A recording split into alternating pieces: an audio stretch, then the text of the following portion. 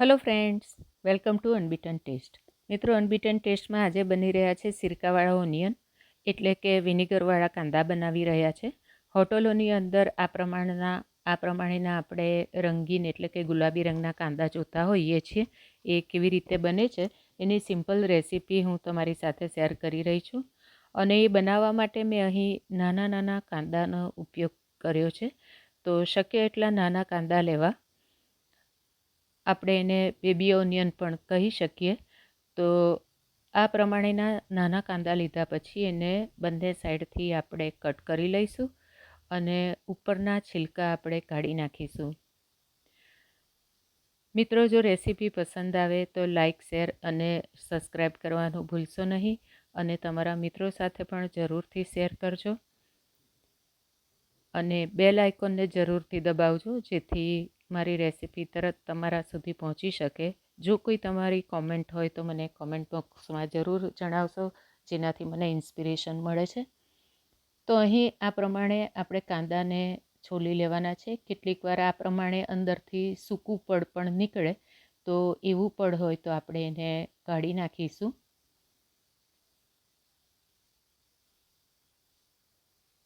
અને જો એના રૂટવાળો પાર્ટ જે છે, મૂળિયાવાળો પાર્ટ, એ જો કઠણ હોય તો આ પ્રમાણે આપણે એને કટ કરીને અલગ કરી લઈશું. અહીં મેં બધા જ કાંદા છોલી લીધા છે. હવે આપણે એની અંદર કટ લગાવીશું. એમાં 2 કટ આપણે કરીશું, એટલે 4 ભાગ થશે. તમે 3 કટ પણ કરી શકો.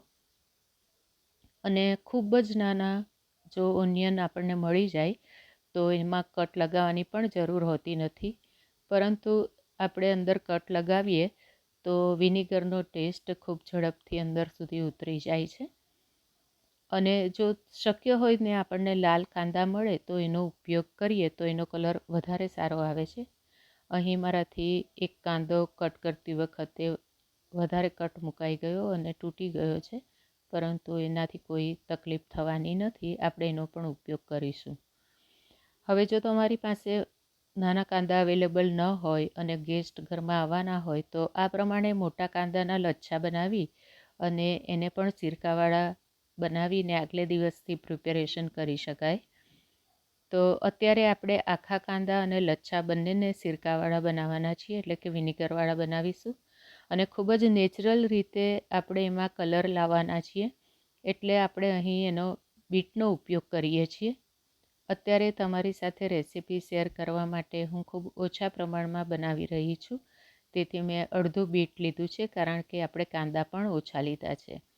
અને એની લાંબી લાંબી હું ચિપ્સ બનાવી લઉં છું. બીટને તમે ચિપ્સ જ બનાવી એવું જરૂરી નથી. તમને પસંદ હોય તેવા કટ તમે લગાવીને કટ કરી શકો, પરંતુ લાંબી ચિપ્સ હોય તો ખાવામાં ઇઝી રહે, એટલા માટે મેં અહીં લાંબી ચિપ્સ બનાવી છે. અને ફ્રેશ બીટનો ઉપયોગ કરવો, જેથી એ સારી રીતે કલર છોડે છે. હવે લચ્છા, બીટ અને ઓનિયન આ બધાને હું કાચના એક બાઉલની અંદર ટ્રાન્સફર કરી લઉં છું. શક્ય હોય ત્યાં સુધી આપણે કાચના વાસણનો જ ઉપયોગ કરવો, કારણ કે વિનેગરને કોઈ ધાતુના વાસણની અંદર આપણે જો એડ કરીએ તો એનું રિએક્શન આવે છે. તો કાચના વાસણનો જ ઉપયોગ કરવો. પ્લાસ્ટિકનું વાસણ ચાલે, પરંતુ પ્લાસ્ટિક હાઇજેનિક ન હોવાથી આપણે કાચના વાસણનો જ ઉપયોગ કરીએ. અને તમે એને બરણીમાં પણ બનાવી શકો. અહીં મેં નાના ગ્લાસના માપથી 1 ગ્લાસ પાણી રેડ્યું અને હવે 1 ગ્લાસ વિનેગર એડ કરું છું. પરંતુ હજી મને ઓછું લાગે છે, તો બીજો અડધો ગ્લાસ પાણી અને અડધો ગ્લાસ વિનેગર આપણે એડ કરીશું. આપણે અંદર કાંદાને બધું ડીપ થઈ જાય એટલા લિક્વિડની જરૂર છે, તો બંને સરખા પ્રમાણમાં અહીં એડ કરીએ છીએ. ઘણા લોકો આને બનાવવા માટે અંદર લીલા મરચાંના ટુકડા, મરી આખા અને તમાલપત્ર પણ એડ કરતા હોય છે, પરંતુ અત્યારે હું ખૂબ જ સિમ્પલ રેસીપી પર શેર કરી રહી છું. તો અંદર અહીં આપણે 1.5 ચમચી મીઠું અને 1.5 ચમચી ખાંડ એડ કરીશું.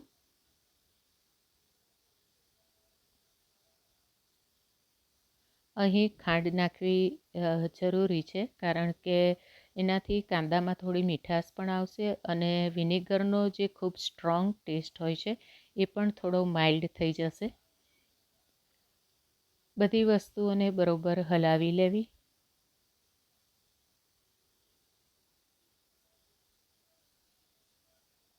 તમે જોઈ શકો છો બીટે પોતાનો કલર છોડવા માંડ્યો છે, પરંતુ આ કલર સારી રીતે કોટ થઈ જાય એટલા માટે આપણે એને ઢાંકીને 10 કલાકથી વધારે રાખવું પડશે. અત્યારે હું આ રેસીપી રાત્રે બનાવી રહી છું, લગભગ અત્યારે 8:30 જેવા થયા છે. તો હું ઓવરનાઇટ કાંદાને અહીં સિરકામાં અને પાણીમાં ડીપ રાખીશ. ખૂબ આપણે જલ્દી જોઈતા હોય તો ઓછામાં ઓછા 8 કલાક તો આપણે એને સિરકામાં રાખવા જ પડે છે, તો સારો ટેસ્ટ આવે. જેટલો વધુ આપણે રાખીએ એટલો વધુ સારો ટેસ્ટ આવે. હવે ઓવરનાઇટ હું આને ઢાંકી અને મૂકી દઈશ અને સૂતા પહેલાં એકવાર પાછું હલાવી પણ લઈશ, જેથી અંદર ખાંડ અને મીઠું પણ બરોબર મિક્સ થઈ જાય. તો આપણે એને ઢાંકી અને ઓવરનાઇટ મૂકી દઈએ છીએ.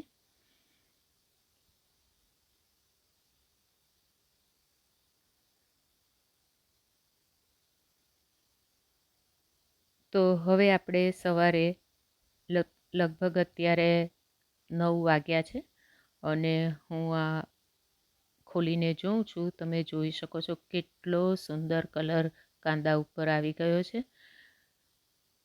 એકદમ ટેમ્પટિંગ દેખાય છે અને લચ્છા પણ બરોબર કલરવાળા પિંક બની ગયા છે ને બિલકુલ હોટલ જેવા જ સરસ. આને આપણે 1 અઠવાડિયું સુધી ફ્રીજમાં બરણીની અંદર સ્ટોર કરી શકીએ છીએ અને વાપરી શકીએ છીએ. હવે આપણે એને સર્વિંગ બાઉલમાં કાઢી લઈએ. તો અહીં તૈયાર છે આપણા સિરકાવાળા કાંદા અને લચ્છા, અને સાથે બીટ પણ. આની ઉપર ચાટ મસાલો પણ આપણે ભભરાવીને ખાઈ શકાય. ખૂબ જ ટેસ્ટી લાગે છે. કોઈ ગેસ્ટ આવવાના હોય ત્યારે આવી પ્રિપેરેશન ખૂબ જ ઇમ્પ્રેસ કરે તેવી હોય છે. મિત્રો, રેસીપી પસંદ આવી હોય તો લાઇક, શેર અને સબસ્ક્રાઈબ જરૂરથી કરજો અને મિત્રોમાં પણ શેર કરજો. ફરી મળીશું આવી જ કોઈ મસ્ત વાનગી સાથે. ત્યાં સુધી ટેક કેર. Bye bye.